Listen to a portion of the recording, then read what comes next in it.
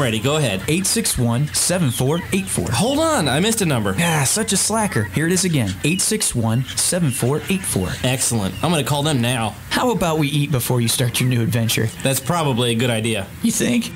Here is your one-minute news brief from the source WOCA. A Cessna airplane made an emergency landing on I-75 near Gainesville yesterday. A Marion County man is wondering why nobody has stepped forward to pay for a broken window in his home, shattered by a bullet from a private gun range nearby, even though law enforcement and the county commission have known about it since December.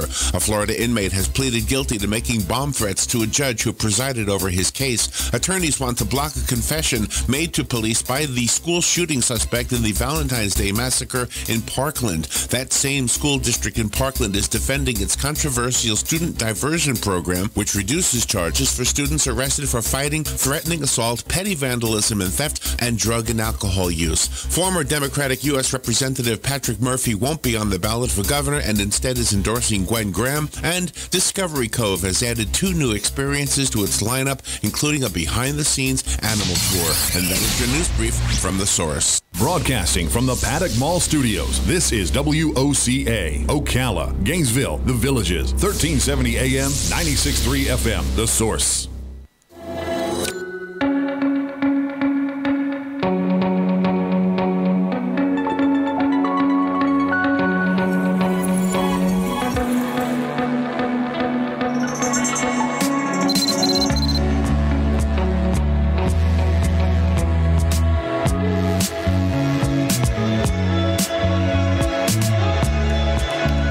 All right, 5 minutes after 11 o'clock. Thank you for tuning in. Are you a sucker for like early 20th century stuff? Yes. I always am. I don't know there's a romanticism about that era, isn't there? Camille Maio. Am I saying her name right, Robin? She's on the phone. She's an historian and a best-selling author. Her book is called The Way of Beauty.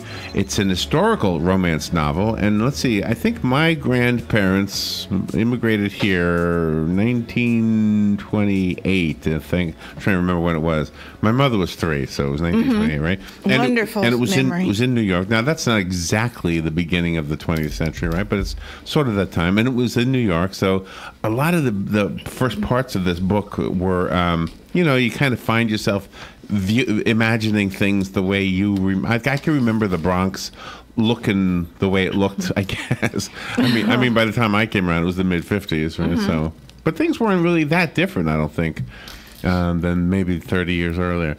Anyway, let's find out about this book. It's The Way of Beauty. It's getting really good reviews. 79 custom reviews, all giving it 5 stars. Amazing. On Amazon. You can't beat that, right? And let's see, it's doing really well. It's number 40 in the 20th century category. That's pretty good. Out of millions of books, number 40. Good morning, Camille. Thank you for being on the show.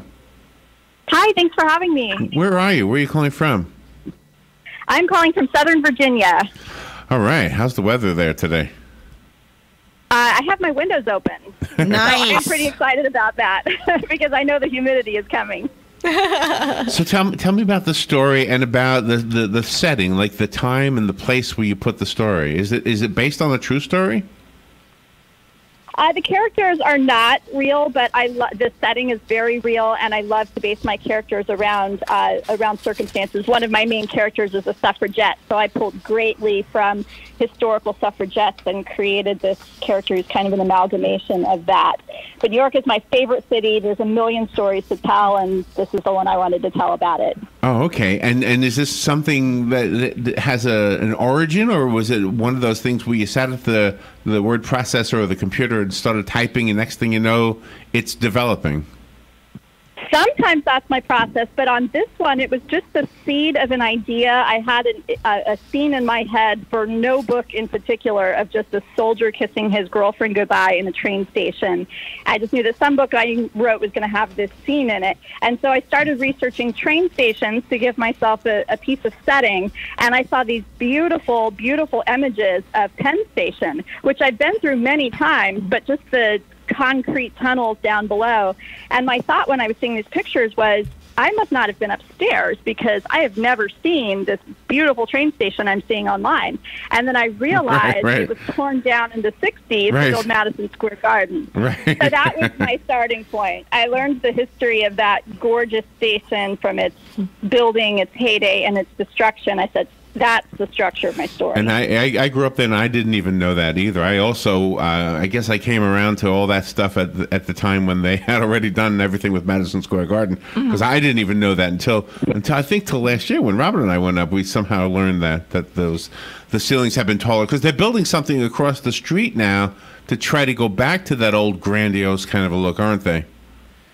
Yes, the post office across the street was actually designed by the same architects who did the original Penn Station, and so they are turning that post office into the new Penn Station. So once again, since the 60s, we're finally going to arrive in New York in this very beautiful fashion, and I'm so excited about that. Oh, my gosh. And you have such wonderful stories in there, and they're told from different personalities, different perspectives, but they all intertwine together.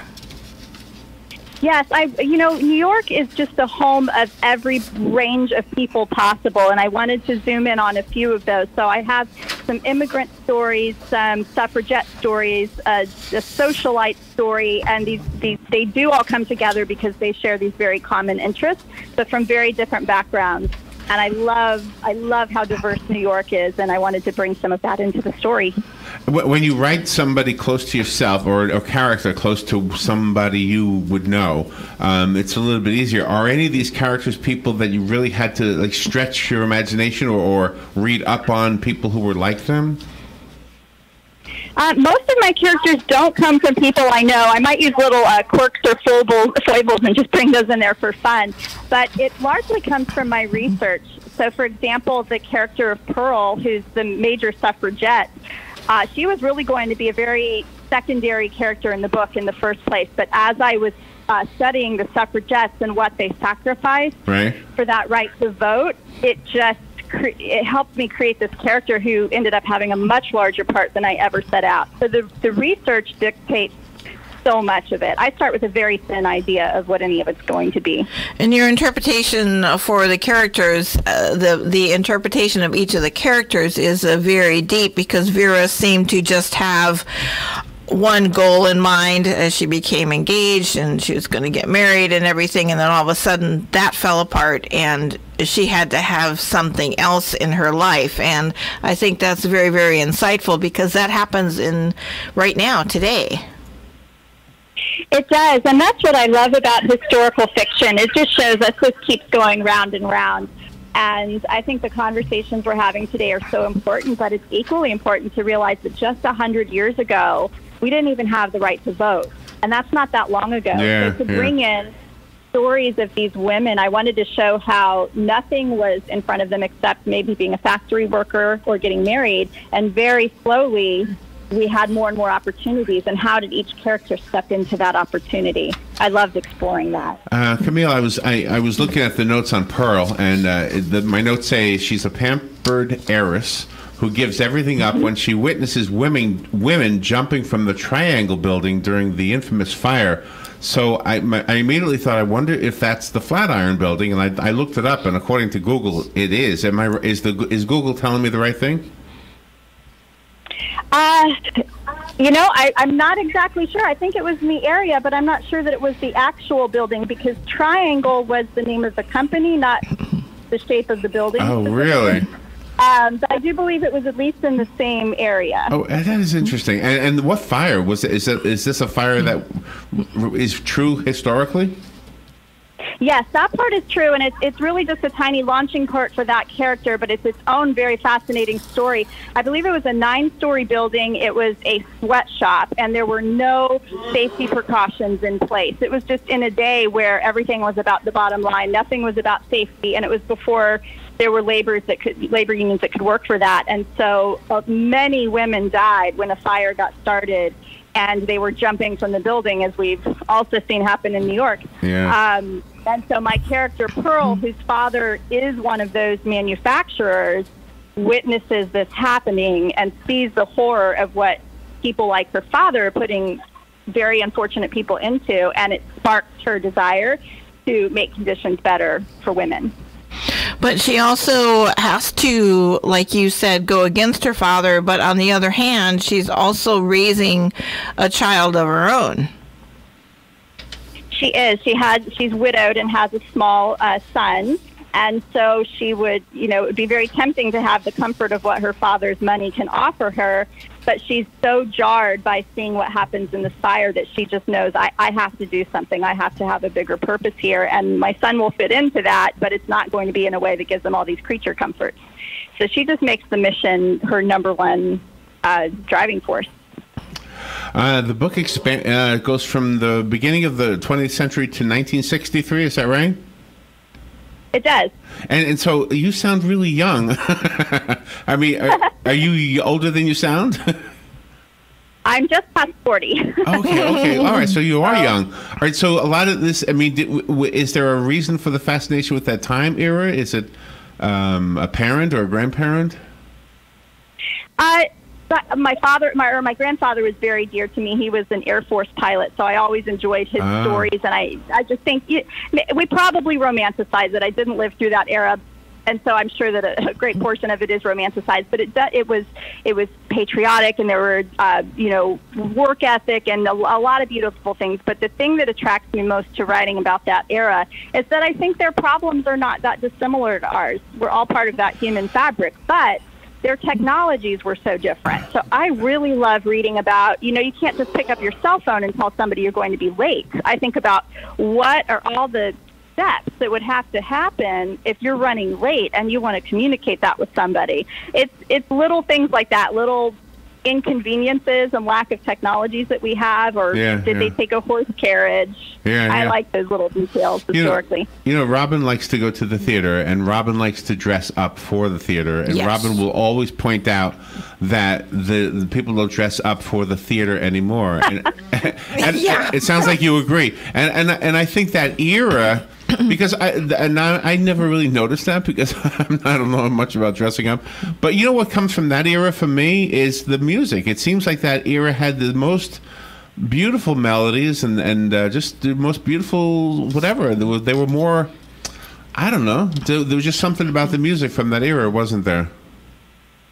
Oh, there is for me. I will put on Frank Sinatra at the drop of a hat, and Bing Crosby and Dino. They are all my favorites. I wish I was born in an era where I could have seen them live. But I absolutely love that. And it's not just theater, it's airplanes. I'm kind of researching a book about the early days of air travel, and we did dress up and put so much effort into that. And the first time I went to the theater, I have to tell you, I was 13, and I flew to New York from Denver, and I wore what was practically a prom dress, because I thought, I am going to a Broadway show. That is what you wear. And my mom and I were appalled that everybody was in jeans.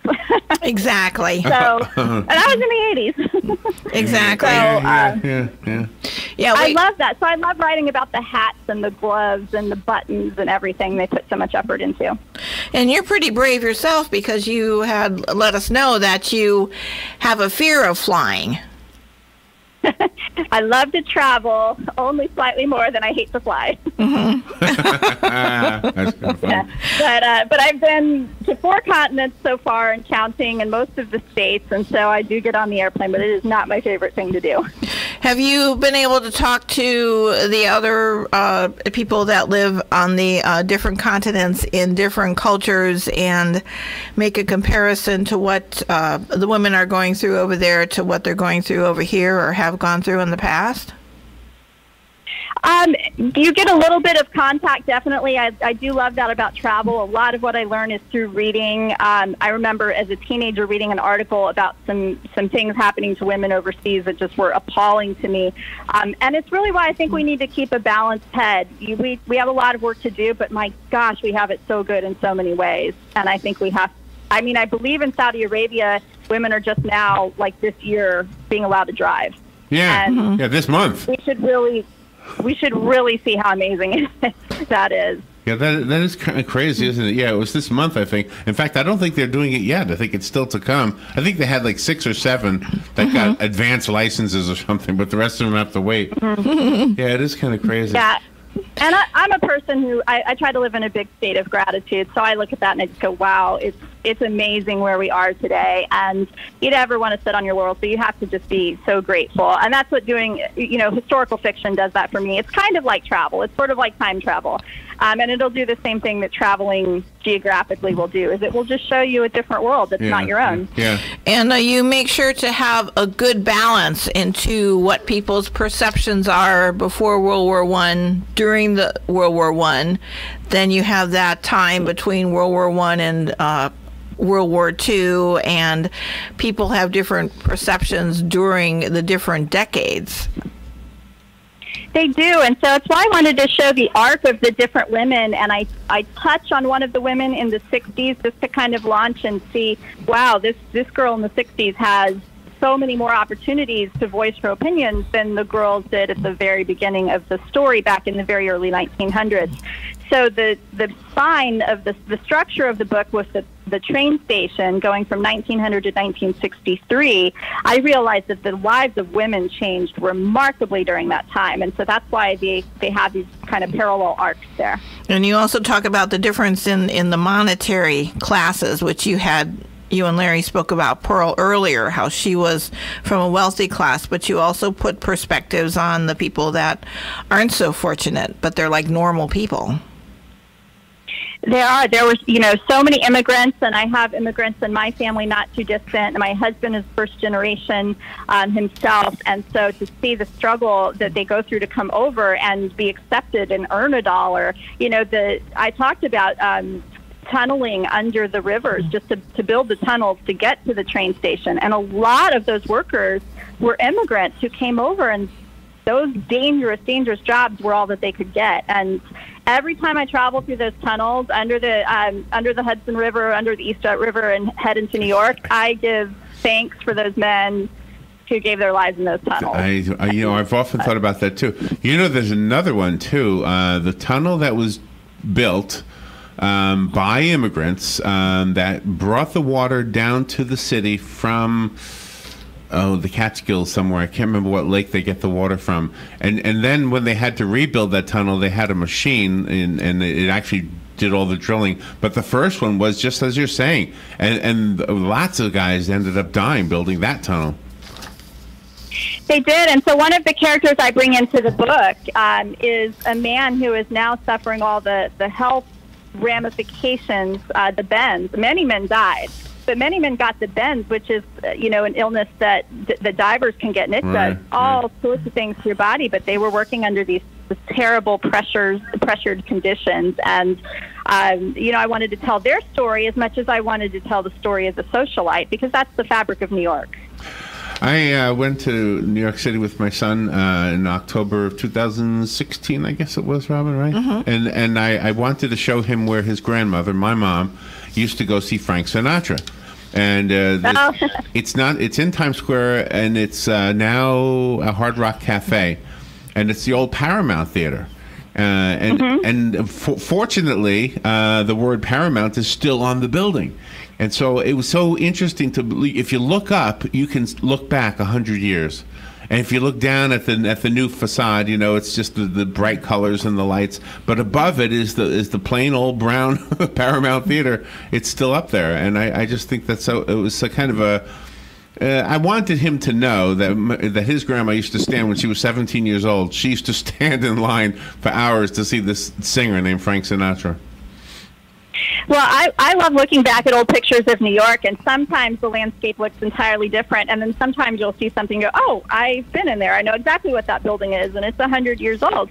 But what's interesting, and I wanted to bring this about at the end of the book, is that when Penn Station was demolished, it was after that people realized what they'd lost in the name of progress. Yeah. And Grand Central Station was actually the next one on the chopping block.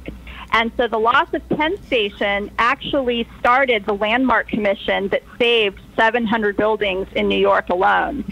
And so Grand Central and the Astor Library, and I believe it's the Windsor Theater, there's very specific buildings that are still existing only because of the loss of Penn Station. Wow. You have very insightful messages in your book, and they're very, very positive for people to overcome whatever it is they have to overcome to move forward and have a good life for yourself. Larry had a story this morning that suicides are up like 47% now from like 2 years ago, starting at age 10 and up to, old people.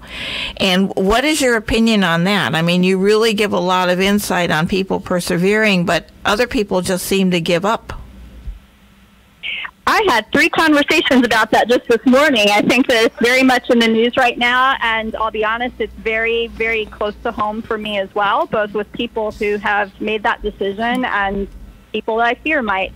So it's very, very active, and I totally agree that I thankfully have the ability to pick myself up with my bootstraps, and I work very, very, very hard, and I get that not everybody has that capacity. So that puts the role on somebody like me to be that helper for them.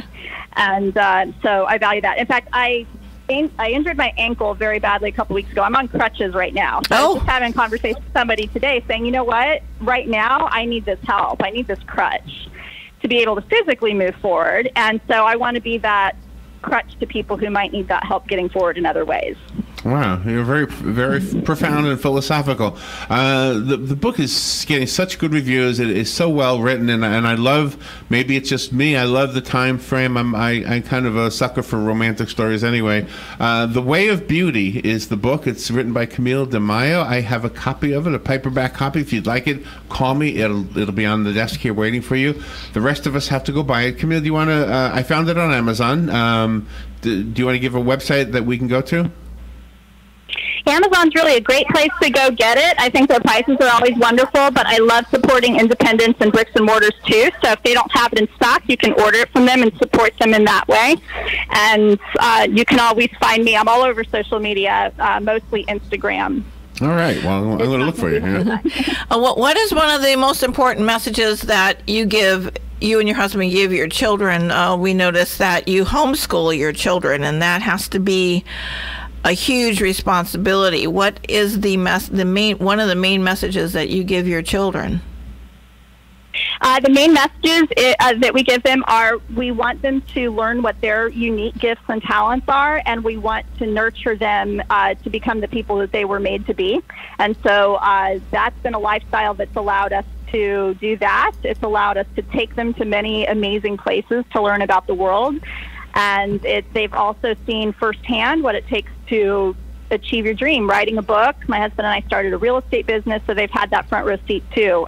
So I think there's been a lot of blessings for our family with that lifestyle. I just liked your author page on Facebook. So let me give the book away. Good morning. You've got the book. Who's this? My name is Megan. Megan, do you know where we are? Yes, I do. I will be there sometime soon. Okay, you've got the book. It'll be waiting for you. Thank you. You're welcome. Thank you. Bye-bye. Hey, the phone's lit up, just so you know, Camille. You've got a hit on your hands here. Yay. Well, that was fun. Thank you for spending some time with us today and then kind of taking us back in time and to a place I'm also very fond of, and so is Robin. Robin has a son who lives and works in New York now, so it's fun to go back up there. My daughter does too. Yeah, I love it. I have a great excuse to get up there a lot now. So it'll be more New York. That was beautiful. Thank you. Thank you for taking time to talk to us today. Thanks for having me. I appreciate it. You're welcome. We'll be right back.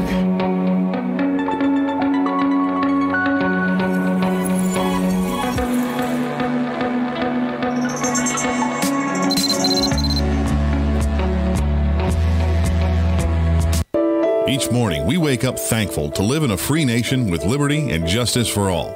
But sometimes those liberties can be put in jeopardy, and you may have questions about what to do or who to call. Let Doc Blanchard of Blanchard, Miriam, Adele, and Kirkland help you find the answers. Attorneys at law since 1974 and located in downtown Ocala. If you have legal issues, don't go it alone. Call 352-732-7218. Blanchard, Miriam, Adele, and Kirkland, helping protect your liberties every day. This is is Jennifer McCullough, the Executive Director of Palm Garden.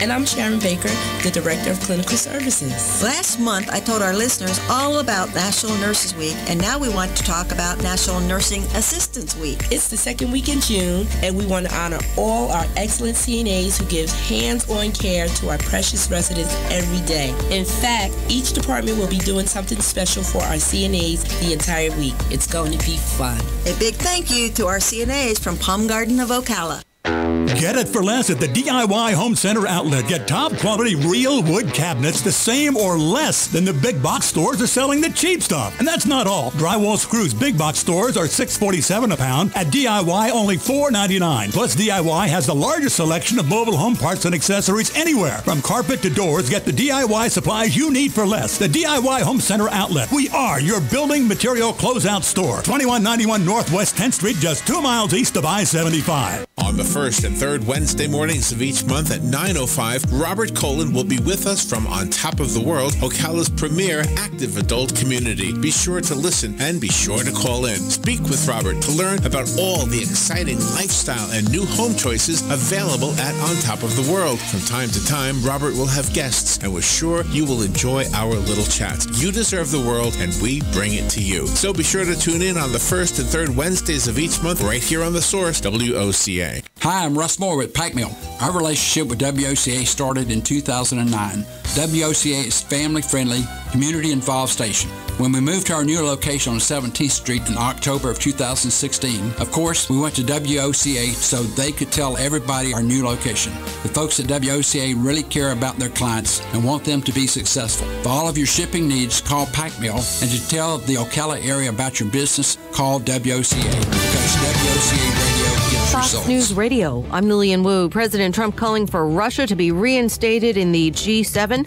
Also, before heading to Canada for the summit, commenting on the arrest of a former Senate Intel Committee staffer over contacts he had with reporters. Very interesting that they caught a leaker, and it's a very important leaker. It could be a terrific thing. I believe strongly in freedom of the press. I'm a big believer in freedom of the press, but I'm also a believer in classified information. And a well-known chef and TV show host has apparently killed himself. It happened in a hotel room in Strasbourg, France. 61-year-old Anthony Bourdain is dead, according to the network that he appears on right now, CNN. Fox's Greg Palcott. He leaves behind one daughter. Fox News. We report. You decide. Ever wonder why Miller High Life is called the champagne of beers? Because it's a flavorful, easy-drinking beer with a perfect storm of tiny champagne-like bubbles. And it's been that way since 1903. If you've got the time, welcome to the High Life. We've got the beer, Miller Beer. 2018 Miller Brewing Company, Milwaukee, Wisconsin. Drink High Life responsibly. When working at a growing business, you wear many hats. The new business hat, the buying toner for the copy machine hat, the sifting through tons of resumes hat. You can throw away that last hat thanks to Indeed.com. When posting your job, Indeed lets you add screener questions that give you a less time-consuming route to your short list of qualified candidates. So go ahead, dust off that extra long lunch hat. Hiring's better when you've got your short list.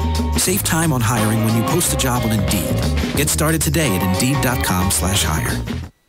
Council.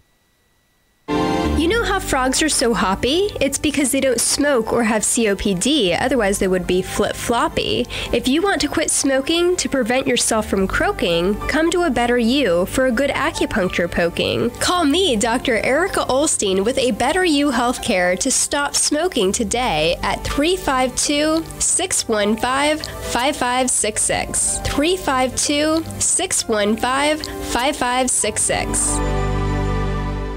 This is James Snyder, inviting you to join me each Sunday morning at 9:30 for Sunday Joy on 1370 AM, 96.3 FM, WOCA, The Source. Here are today's headlines from The Source, WOCA. Nearly 36 Pulse nightclub shooting victims are suing the city of Orlando in the federal civil rights lawsuit. Survivors and relatives of the victims accuse an off-duty police officer working security at the club of abandoning his post, which allowed the gunman to come in and shoot patrons. He appeared to be primarily concerned about his own safety. He stayed outside where it was safe and allowed dozens of people to just get absolutely massacred, knowing that it was taking place, knowing that those people were not armed, knowing that he was the only armed person there who could stop this. Attorney Solomon Radner says the suit also alleges 20 law enforcement officers stayed outside of the club while the shooting was going on. The plaintiffs say the officers were too scared to engage the gunman or not properly trained on how to do so. Chief John Mina says he stands by his officers' actions because the shooter told them he had rigged the nightclub with explosives. A shakeup on the Marjorie Stoneman Douglas Public Safety Commission has a lot of people looking for answers. News of Andy Pollock's resignation came as a surprise to the parents of Parkland victims who attended this commission meeting. I understand his reasoning, hearing what his statement was. I think there might be some conflict with him being on this commission and doing what he wants to do. April Schentrup lost her daughter Carmen in the attack and wants the commission to do its job. But I want to know everything that happens so this doesn't happen to my other daughter and all other Broward County Public School students. The panel will have monthly meetings through November with a report due to the governor by January. The FAA is investigating after a small plane landed on I-75 near Gainesville. It happened around noon yesterday near the State Road 121 exit in Alachua County. Firefighters told reporters in Jacksonville that the plane had mechanical problems and could not get to the airport. Northbound I-75 was blocked for about 3 hours while crews towed the plane off the highway. The 2 people inside the plane were not hurt. NASA scientists announced the rover Curiosity discovered organic compounds on the red planet. Those compounds are known as the building blocks of life, but astrobiologist Jennifer Eigenbrod says that's not specific evidence of life because there are other non-biological sources for making those molecules. Things like meteorites or even rock processes. We can attribute geology all by itself without life to making organic molecules. And the information that we have doesn't tell us which source is responsible for what we have. Curiosity left Cape Canaveral on top of an Atlas V rocket way back in 2011.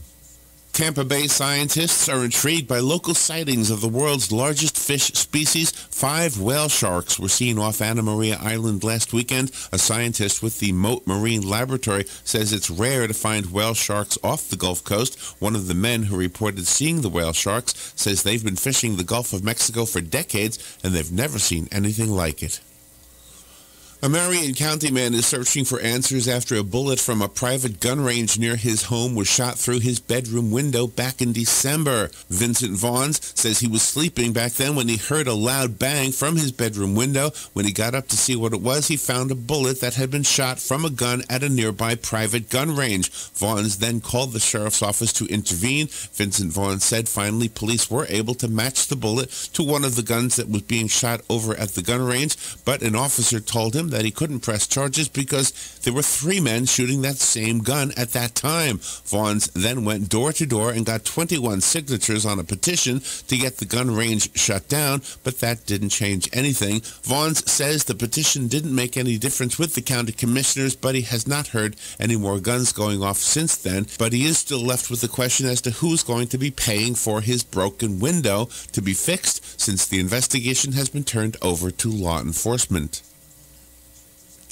A Florida inmate has pleaded guilty to threatening a judge who presided over his case. A U.S. Attorney's Office news release says 29-year-old Craig Pope pleaded guilty yesterday in Pensacola federal court to mailing threatening communications and threatened use of a weapon of mass destruction. He faces a possible life sentence at an August 20th hearing. Authorities say Pope was an inmate at the Santa Rosa Correctional Institution last spring when he sent 2 threatening letters to a Hillsborough County judge. The first letter said someone would die if Pope was not returned to court within 48 hours. The second letter contained a white powdery substance and threatened that a bomb was set to go off. Testing determined that the powder was not dangerous. Pope also claimed a connection to the Islamic State terrorist group ISIS.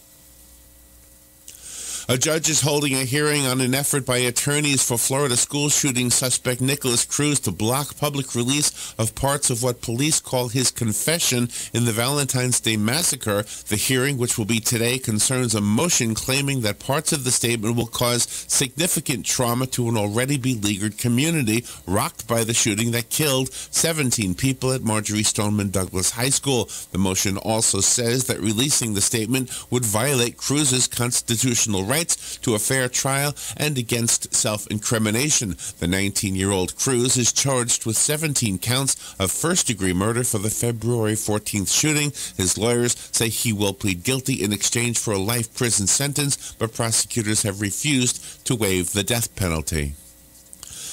The school district where the Florida high school massacre happened is defending its controversial student diversion program, telling the commission in that county that is investigating the shooting that the program has reduced on-campus crime and kept children in school, a claim that many members remain skeptical of. Broward County Schools Administrator Mikhail Pope told the Marjorie Stoneman Douglas High School Public Safety Commission that the number of offenses covered by the Promise program have fallen by two-thirds, from about 6,000 a year to about 2,000 a year since 2013. There are 10 misdemeanors eligible for the Promise program, including fighting, threatening assault, petty vandalism, and theft, as well as drug and alcohol use, creating a major disruption and making a false accusation against a staff member. Under the Promise program, students are sent to an alternative program instead of jail for up to 10 days, and then their families receive counseling. Police officers are notified after the third offense in a school, although they can arrest a student on a first offense if they choose. Former Democratic U.S. Representative Patrick Murphy won't be on the ballot for governor after floating the idea of a bipartisan ticket, and instead is endorsing former congressional colleague Gwen Graham. Murphy and Graham appeared together, along with Graham's father, former Senator and Governor Bob Graham, to make the announcement and end speculation that Murphy would run for governor with former Republican U.S. Representative David Jolly. Murphy and Graham both left Congress in January of 2017. Murphy gave up his seat for an unsuccessful U.S. Senate run, while Graham decided not to run for re-election after her district was redrawn and became firmly Republican. Both were moderate Democrats in Congress, sometimes voting with Republicans on issues like health care and the XL pipeline.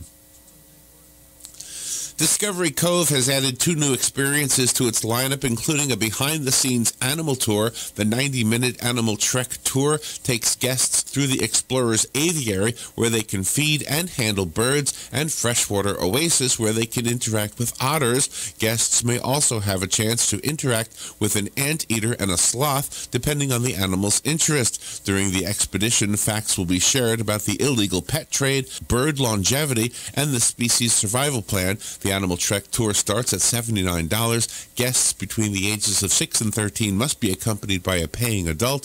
2 sessions will be held each day with a limit of just 12 guests for each tour.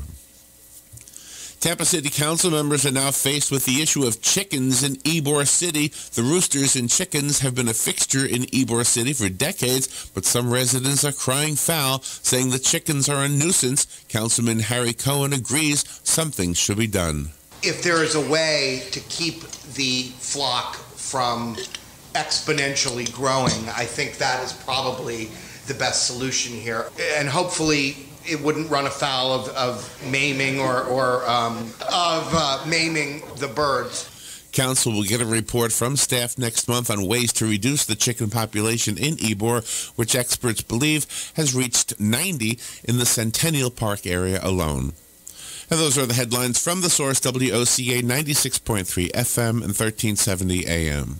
The weather is brought to you by myfwc.com. Safe boating is no accident. On Friday, clouds and sun, a thunderstorm in spots this afternoon with a high of 86 to 89. Then Friday night, a shower thunderstorm in spots during the evening, otherwise partly cloudy, low 67 to 71. On Saturday, times of clouds and sunshine, a shower thunderstorm in the area with a high of 86 to 91. On Sunday, some sun, then turning cloudy, a shower thunderstorm in the afternoon. We're looking at a high of 87 to 90. From the Florida Weather Center, I'm meteorologist Evan Duffy. Friends, countrymen, tourists, and Ocalans, lend me your ears. Hey, speaking of ears, there is an opportunity for you to help feed and provide good maintenance, housing, and medical care for Marion County's rescued big cats, bears, monkeys, and other disabled or unreleasable wild and exotic animals. Take a tour on Wednesdays or Saturdays of the Endangered Animal Rescue Sanctuary. Adults $20, children 12 and under just $12. Call 352-266-2859 for any questions. You're thinking about selling your home, but where do you start? Easy. Call Angie at 352-361-8359. Angie works with you to get your home sold. Angie is more than just an agent with Roberts Real Estate. She's a pro with heart. Call her at 352-361-8359, and you will know you have the right person. I'm Angie Umpleby, and I'm looking forward to working with you when you call me at 352-361-8359. That's 352-361-8359. You are ready to buy that house that fits your needs, but how do you find it? Easy. Call Angie at 352-361-8359. Angie gets with you to get that information you need to buy that house. Angie is more than just an agent with Roberts Real Estate. She's a pro with heart. So you call her at 352-361-8359, and you will know you have the right person. I'm Angie Umpleby, and I'm looking forward to working with you when you call me at 352-361-8359. That's 352-361-8359. Hey Adam, those burgers gonna be done before summer's over? Maybe. Why? You got big plans for the summer? Not really. Just the usual, kids hanging around the house. How about you? Actually, I'm having Joshua get his pilot's license this summer. What? Is he old enough? Can you really do that in just the summer? Yeah, you can get your pilot's license at 17, and the summer is plenty.